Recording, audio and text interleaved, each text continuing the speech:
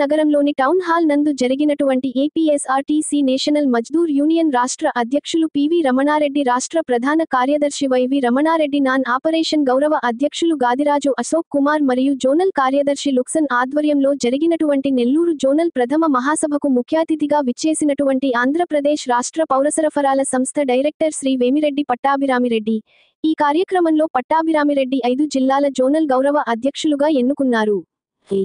ఈ సందర్భంగా వారిని భారీ గజమాలతో మరియు జీడిపప్పు మాలతో నేషనల్ మజ్దూర్ యూనియన్ వారు సత్కరించారు.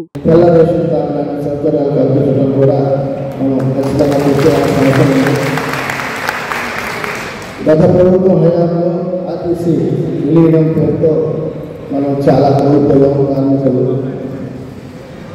ఆ కోల్పోయిన విషయాలకి ఎంతో మన రాష్ట్ర కమిటీ వారు ఆ సమస్యల పరిష్కారం కోసం చాలా కృషి చేయడం జరిగింది. వాళ్ళకి నేను హృదయపూర్వకంగా వాళ్ళు అభినందిస్తూ